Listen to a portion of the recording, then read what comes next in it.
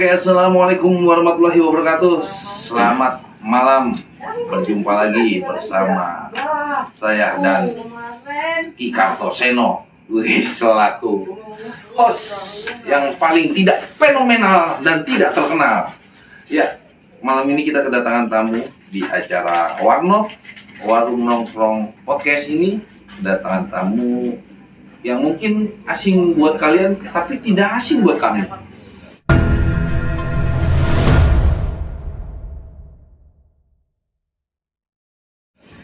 Dengan Bapak siapa, Pak?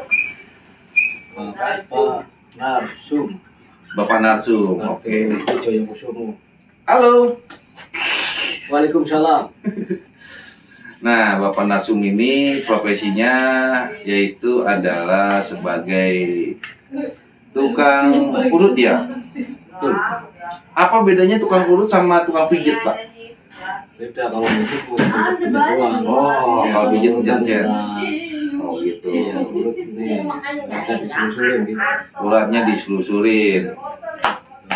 Bang Karto gimana, Bang Karto? Mungkin ada yang mau ditanyain nggak nih sama Ki Karto? Silakan, Pak Wito lebih dulu, nanti saya tambahin. Oh, Pasti siap. ada yang saya tanyain, pasti ada. Iya, iya. Lanjut dulu, silakan. Udah berapa lama sih Bang Masun ini menggeluti dunia urut-urutan dan perpijat-pijatan? Nggak pakai plus nggak sih? Ya plus ada Ada. plus doa ya. Oh, plusnya plus doa. Udah berapa lama kira-kira menjalani dunia seperti ini?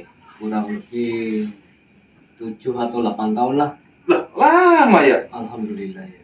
Nah, itu biasanya dulu waktu belajar pijat itu sekolah atau dengan metode perdukunan atau seperti apa sih biasanya Iya. yang dialami? Gimana ya? Ya emang tadinya nggak terlintas gitu ya. Oh, nggak Nggak terlintas. terlintas mau jadi tukang urut tadinya kan ya. Mm-mm. Ya, emang tadinya hanya dagang, ya entah tahu kenapa gitu. Kalau lihat orang sakit kadang kepengennya dalam hati gitu. Oh. Rasa pengen nolong. Oh, awalnya dagang, sering lihat orang sakit tapi pengen nolong, tapi kita nggak bisa apa-apa. Iya. Nah, Oh. Nah, terus itu yang ngajalin ngurut pertama kali siapa? ya itu mungkin karena apa namanya? Ya Allah juga ya masih jalan kali. Mm-mm. Namanya tukang pegang doang kadang-kadang sembuh. Oh, pegang doa juga. Iya. Wah, ada doanya juga ternyata. Ya, doa sama pijitan ya harus. Ini. Nah, biasanya itu yang dipijit itu penyakit apa aja sih? Ya, itu ya termasuknya ya. Kalau Ulat jepit, kesleo leo ya, bisa. bisa. Sarap menjepit. Nah, ada nggak pernah ngalamin misalnya ketika apa namanya ngobatin orang, nah ternyata penyakitnya ini bukan penyakit medis, itu pernah ngalamin nggak? Apa kiriman gitu kayak semacam santet, telu, guna-guna dan sebagainya gitu? Ya, Pernah nggak? pernah ada juga. Pernah. Iya. Ya cuman kan itu dirasa semuanya ada gitu ya. Ah, Cuman itu saya kan nggak berani ini. Ya itu kan kita lantaran cuma ngurut gitu. Ya. itu pas ngurut rasanya bagaimana itu pas ngalamin urutan yang model begitu tuh? Beda rasanya iya. Oh, beda rasanya. Apa seperti itu Pak Ki Kartoseno? Ya, karena memang Tua amat. penyakit itu kan kita nggak semuanya berasal dari penyakit medis. Iya, iya. Yang namanya penyakit dari zaman dulu sampai zaman sekarang ada. Ada. Tapi memang jalur penyakit itu fenomena. Ada yang memang berasal dari penyakit medis biasa, Mm-mm. ada juga jenis penyakit yang non medis. Non medis juga ada. Ada. Contoh seperti yang kayak Mas Narsum kasih tahu tadi, profesi sebagai tukang pijet atau tukang urut. Diawali dia dulu jualan kan, jualan obatnya, jualan jamu. Karena niat baiknya untuk menolong, akhirnya secara otodidak dia belajar sendiri cara menolong orang melalui pijatan gimana, kan gitu. Sampai sekarang dia berhasil, sudah banyak yang dia pijat, yang dia urut sembuh secara medis. Tapi yang dialami Mas Narsum ini juga kan tadi ada juga di luar medis. Kan itu yang kita mau pertanyaan. Kalau medis mah kita banyak tahu lah gitu kan, karena orang bisa pelajari di universitas atau misalnya di sekolah-sekolah misalnya kesehatan seperti itu. Nah ini yang kita nggak bisa pelajarin secara khusus ini kan yang non medisnya ini nih. Yang non medis itu bisa dibilang kiriman guna-guna sihir atau santet seperti itu. Ya memang dia tidak bisa kita buktikan secara formal. Tidak bisa kita buktikan. Tapi bagi orang-orang tertentu yang memiliki energi-energi kebatinan, itu bisa merasakan hal itu ada. Nah, jadi waspadanya seperti ini. Apabila kita menemukan gejala yang non medis tapi merasa sakit tapi keterangan medis tidak ada, tapi itu ada, ya berarti gangguan dari sihir atau santet tadi kan seperti itu. Nah artinya sebagai profesi seorang tukang pijat atau tukang urut memang itu juga perlu kita dalami, perlu kita tahu bagaimana caranya mengantisipasi serangan-serangan sihir itu. Kan gitu. Dan saya juga sedikit punya pengalaman, pernah saya punya teman seperti itu, sudah berobat ke sana kemari, ya memang keterangan medis tidak ada penyakit kan seperti itu. Itu kan sering tuh terjadi, Sering dicek di rumah sakit, wah bapak mah sehat, tapi buktinya orangnya sakit, kan gimana gitu tuh? Nah iya itu, jadi itu sebetulnya memang serangan sihir atau sihir santet gitu. Memang orang tersebut, dia kadang-kadang, saya pernah tanya, coba barangkali ini serangan-serangan di luar medis, pernah bermasalah dengan siapa, pernah punya dosa dengan siapa yang sifatnya harus mengalami cobaan seperti ini yang sulit ditebak dengan medis. Nah akhirnya teman saya itu sedikit dia cerita, ya memang masa lalunya agak gelap lah begitu, sering juga dia menyepelekan temannya, ada juga dia pernah berbohong sama temannya dalam hal bisnis atau yang lainnya gitu. Akhirnya sedikit dia merenung mengarah kepada satu temannya. Dia bukan arti dia mencurigai gitu, bukan dia menuduh juga, cuman barangkali teman saya yang ini, kata dia kan gitu. Nah akhirnya sedikit banyaknya, ya ini saya hanya sekedar cerita, bukan berarti saya mengaku punya kebatinan menangkal itu, enggak kan gitu. Akhirnya kita coba siapa nama teman itu, temannya maksudnya si A, dia bilang kan gitu. Masih ingat bentuk wajahnya? Ingat. Nah, akhirnya saya coba dengan apa yang saya rasakan atau yang saya pelajari pada masa-masa muda saya dulu, kan gitu ya. Ya baik itu ilmu agama maupun ilmu ya kebatinan sendiri, sedikit banyaknya saya pernah mencoba itu. Akhirnya dengan penuh keyakinan dari awal sampai akhir, katakanlah proses itu lebih dari 1 bulan saya dapat memang keterangan bahwa penyakit non medis itu ada dan mengarah kepada salah satu temannya tadi yang dia maksud. Nah akhirnya karena memang kita tidak ada serangan balik, kembali lagi kita minta sama Yang Maha Kuasa, sama Allah Subhanahu wa Ta'ala, bahwa harus dikembalikan sehat seperti biasa. Dan ini bukan satu hal yang sangat mustahil, enggak. Jadi karena kita tidak ada serangan, karena memang saya bukan orang yang harus bisa membalikan sihir atau santet, nggak bisa saya kan gitu. Artinya minta dikembalikan supaya sembuh total lagi. Gitu. Ya ternyata dalam waktu singkat kurang lebih 1 minggu perubahannya nampak. Sampai sekarang dia sembuh. Bang Asoy ngopi, Bang Asoy. Seperti itu. Nah kesimpulannya berarti serangan sihir guna-guna atau santet itu ada. Sebetulnya kayak gitu. Cuma memang ya kadang di zaman modern seperti ini banyak juga pendapat bahwa semua itu nggak ada. Ngopi Pak. Tuh. Kadang-kadang orang berhalusinasi aja, beranggapan itu sebuah dongeng, sebuah cerita fiktif, tapi pada dasarnya sering dialami orang-orang tuh memang ada seperti itu.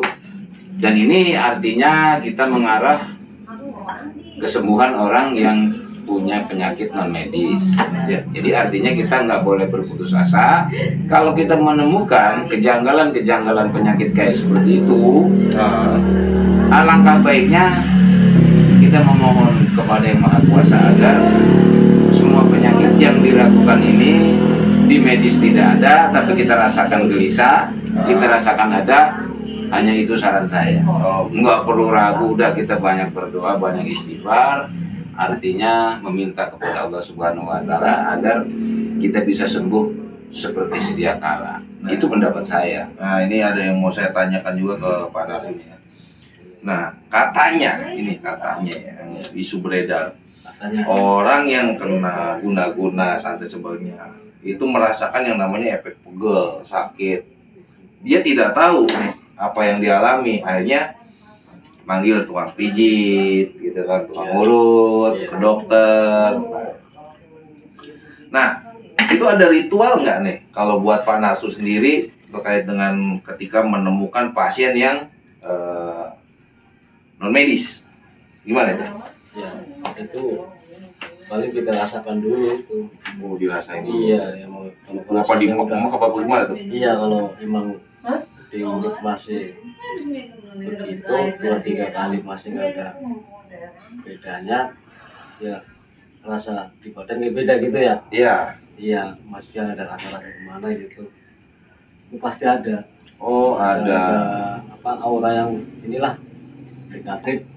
Nah, itu bisa membedakan nggak? Misalnya tragedi orang yang kena guna-guna kiriman atau dia kena apes, artinya gini, misalnya nih, saya kencing nih di bawah pohon, Iya. taunya di pohon katanya Iya. ada makhluk yang kekencingan, pulang-pulang sakit. Kesambet lah modelnya. Kesambet lah ya, kesambet ya. Ya, kalau Nah. orang dulu bilang kesambet. Iya, itulah pokoknya. Nah, itu ada bedanya nggak? Lah, itu Kiriman dengan kesambet? lain, itu lain. Oh, lain. Lain. Itu ngerasainnya beda itu. Beda. Beda. Iya. Penanganannya sama atau enggak? Kalau penanganannya itu memang ada doa-doa khususnya itu. Oh. Ya, maksudnya kalau kesambet gitu. Nah, kira-kira doanya apa sih? Boleh kalau penonton kali bagi-bagi Iya. penonton. Bismillah, kalau memang Tuhan merestui kan, buat memberitahui kan Bismillah jangan cukup. Oh, bismillah cukup. Iya. Tuh, bismillah cukup. Asal kita yakin sama yang kuasa. Iya, menurut saya juga Nah, ini sangat masuk akal. Kenapa? Karena dengan membaca ayat-ayat Al-Quran, iya. ya baca Fatihah, baca ayat-ayat lainnya kayak ayat Kursi, Al-Falaq, Al-Anas, itu memang sangat baik. Kenapa? Ya memang kita diajarin seperti itu sih sebenarnya. Itu artinya ikhlas, ridho menerima apa yang telah diberikan sama Yang Maha Kuasa. Nah tadi ya pembahasan soal kesambet itu, mungkin kepercayaan orang-orang kita terdahulu yang mungkin sampai sekarang juga masih ada, itu karena gangguan setan, jin atau siluman kan seperti itu. Iya, karena keganggu posisi Iya. kita nggak tahu apa kedepak apa Iya. gimana ya. Nah, iya. Mm. Apa kena kencing gitu kan, Ya, kita kencing artinya- sembarangan. Ya artinya memang jelaskan kita kalau di dalam bacaan Al-Quran itu jelas bahwa setan memang musuh orang Islam yang nyata kan itu, atau orang yang beriman kan gitu. Ya. Jadi kalau dia mengganggu kita karena kita nggak bisa melihat dia secara mata biasa, mata telanjang, kan kita nggak ngelihat, Betul. kan gitu. Jadi nggak disengaja kan. Ya udah, artinya nggak usah diperpanjang, ya kita minta sama Yang Maha Kuasa tolong lah. Saya jangan dibikin bingung gitu, iblis atau setan gitu. Udah kita masing-masing aja udah. Iya. Gitu. Iya. Tujuannya damai. Jadi supaya mendapat kesembuhan dengan cara damai. Lagi nempel di sana. Itu kalau menurut saya, nggak usah kita panik nyari paranormal, orang pintar kemana-mana. Saran saya mah nggak usah dulu. Itu kita percayakan aja lah dengan Yang Maha Kuasa. Seperti itu. Ya, contohnya kayak misalnya tadi baca Bismillah nih, kalau kata saya udah pernah dapat cerita dari seorang kakek-kakek yang sekarang sudah meninggal gitu. Nanti kita bahas nih, itu ada cerita khusus mungkin nanti di episode berikutnya. Kakek ini umurnya waktu saya temuin ini di angka 145, Pak. Tinggalnya di daerah Kompas Tambun. Kampung Kompas, daerah Tambun. Itu kakek buyutnya teman saya. Dia cerita waktu gua kecil dia nggak bisa apa-apa, ngaji nggak bisa, ya kan, doa nggak bisa, apa nggak bisa, mempunyai tekad pengen merdeka. Temennya bacanya cuma dikasih itu sama kiainya itu cuma Bismillah doang. Itu juga baca bukan Bismillahirrahmanirrahim, Bismillahirrahmanirrahim. Tuh. Itu ada yang minta bisa kebal. Ada yang minta bisa terbang. Bismillah dong. Bismillah, ya Allah saya minta terbang pada waktu cerita dia. Nanti kita bahas. Artinya Bismillah itu manfaatnya banyak ternyata. Iya. Gimana Bang Kato? Ya saya kira kita sudah cukup gamblang ya. Iya. Soal kesambet tadi, soal orang kena sihir atau guna-guna. Ya artinya nggak usah panik dulu lah. Kan kayak gitu. Kita kan punya Tuhan, punya senjata kan gitu. Tenang aja. Yang penting iman kuat, teguh, jangan goyah. Gitu. Maksudnya ya supaya ya kita juga nggak ujung-ujungannya nggak nyimpang seperti itu kan. Udah kita ikutin alurnya aja sesuai yang diajarin. Oke, pemirsa Warnop dimanapun kalian berada, ini adalah sebuah kisah nyata dari Pak Narsun, dan nanti akan kita hadirkan beberapa narasumber kita, baik yang sudah maupun yang belum. Karena di masyarakat kita nggak perlulah ngundang-ngundang yang udah terkenal, karena yang di bawah itu kita mau mengungkap yang banyak cerita yang belum diangkat. Oke, kita akhiri acara ini di Warnop, Warung Nongkrong Podcast, bersama saya Suwito JP, Pak Narsun, dan juga Ki Kartoseno. Kami ucapkan wassalamualaikum warahmatullahi wabarakatuh. Sampai jumpa di episode berikutnya. Jangan lupa like, comment, and subscribe.